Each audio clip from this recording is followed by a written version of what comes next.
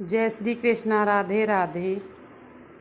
आज की वीडियो में हम बात करेंगे कि रानी सत्यभामा को अपनी सुंदरता पर घमंड हो गया था। उनके देखा देख गरुण और सुदर्शन चक्र को भी घमंड हो गया।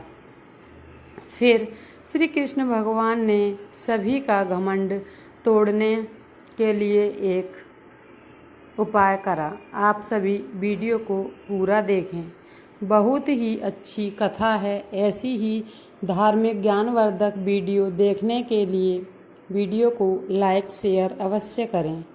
चैनल पर नए हैं तो चैनल को सब्सक्राइब जरूर करें।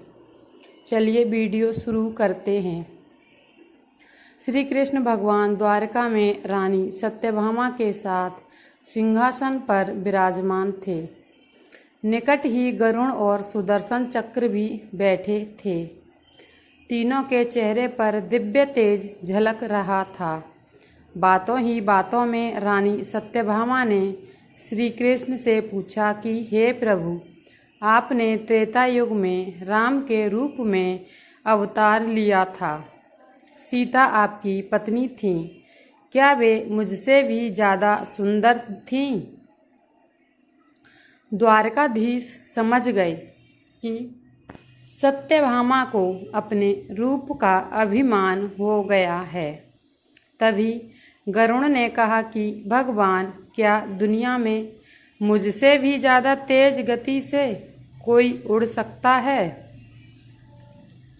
इधर सुदर्शन चक्र से भी न रहा गया और वे भी कह उठे कि भगवान, मैंने बड़े बड़े युद्धों में आपको विजयश्री दिलवाई है।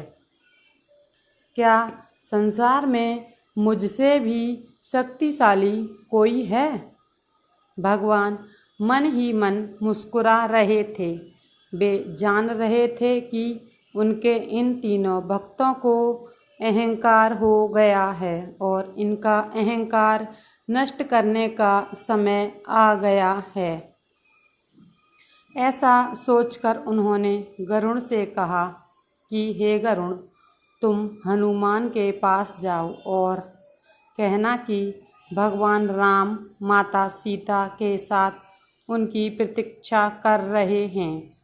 गरुण भगवान की आज्ञा लेकर हनुमान को लेने के लिए चल दिए। इधर श्री कृष्ण ने रानी सत्यभामा से कहा कि देवी, आप सीता के रूप में तैयार हो जाएं और स्वयं द्वारकाधीश ने राम का रूप धारण कर लिया।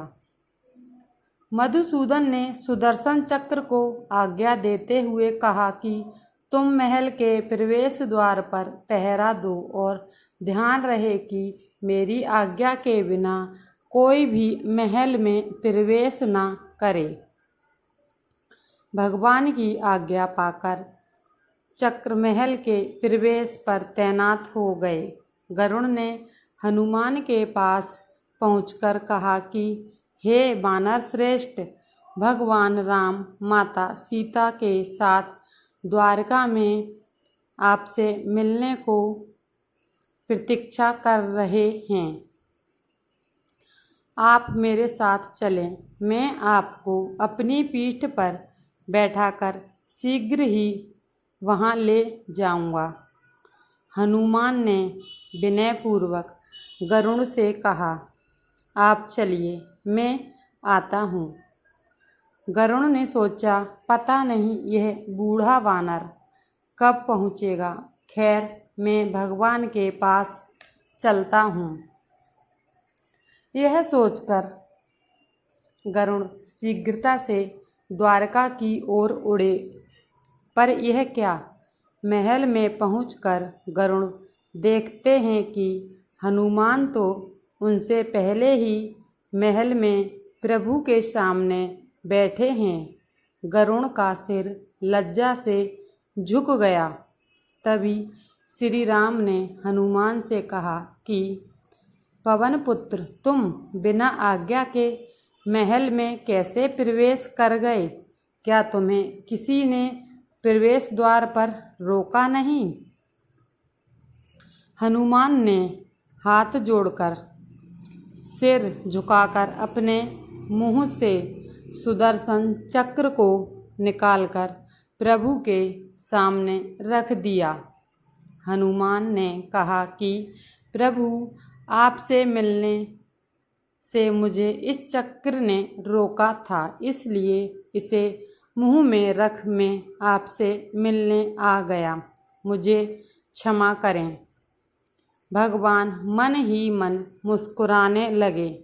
हनुमान ने हाथ जोड़ते हुए श्री राम से प्रश्न किया, हे प्रभु, आज आपने माता सीता के स्थान पर किस दासी को इतना सम्मान दिया कि वह आपके साथ सिंहासन पर विराजमान है। अब रानी सत्यभामा का अहंकार भंग होने लगा। अब उनका अहंकार भंग होने की बारी थी। उन्हें सुंदरता का अहंकार था जो पल भर में चूर हो गया था। रानी सत्यभामा, सुदर्शन चक्र व गरुड़ जी तीनों का गर्व चूर हो गया था। वे भगवान की लीला समझ रहे थे।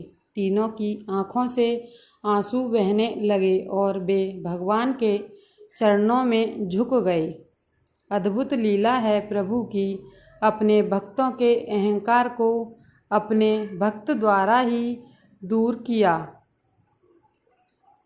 सार, जीवन में कभी भी किसी को भी अहंकार नहीं करना चाहिए।